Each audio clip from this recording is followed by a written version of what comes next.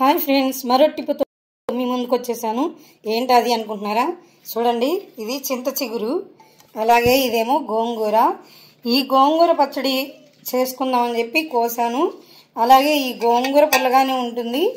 మనం ఏ పచ్చడి చేయాలన్నా కొంచెం చింతపండు వేస్తాం కదండి, దాని బదులు ఈ చింత చిగురు, ఇది కొంచెం ఆకు ముదిరిపోయింది అయినా పర్వాలేదు, పుల్లగా ఉంటుంది. ఈ గోంగూరతో పాటు వేసేసుకున్నాం. ఇప్పుడు వీటిని కడుక్కోవాలంటే చింత చిగురు చిన్న చిన్న ఆకులండి. నీళ్ళల్లో కడిగితే అవి తేలుతూ ఉంటాయి, నీళ్ళలో సరిగా మునగవు. కానీ దీనికి కూడా ఒక చిన్న టిప్ చూడండి. ఇలాంటి వెజిటబుల్ కవర్లోనే గోంగూర కానీ, చింత చిగురు కానీ, మునగాకు కానీ, ఏదైనా ఆకుకూరలైనా సరే ఇలా వేసుకోండి. ఎక్కువ ఆకుంటే ఇలా 2 సంచుల్లో వేసుకోండి, తక్కువ ఆకుంటే 1 సంచులోనే వేసుకోండి. వీటిని పంపు దగ్గరికి తీసుకెళ్దామా? మనం ఇంట్లో ఫ్రెష్గా పండించుకున్నది కాబట్టి ఎక్కువ మురికైతే, ఎక్కువ మట్టి అయితే ఉండదు, కాస్త కొస్త మట్టి అయితే ఉంటుంది.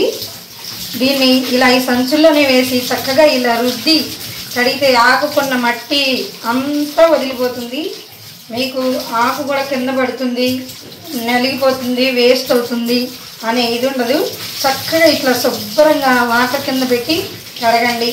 లేదంటే ఒక బేషన్లో వాటర్ పోసి ఈ సంచి ఆ వాటర్లో ఇలా బేషన్లో పెడితే శుభ్రంగా దానికి ఉన్న మట్టి అంతా కూడా వదిలిపోతుంది.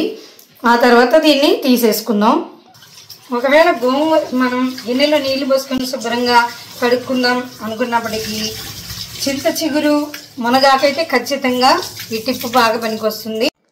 నీళ్ళన్నీ కూడా త్వరగా జారిపోతాయి. చక్కగా ఇలా బేషన్లో వేసుకోండి. చూడండి ఫ్రెండ్స్, ఎంత నీట్గా చక్కగా శుభ్రమైందో.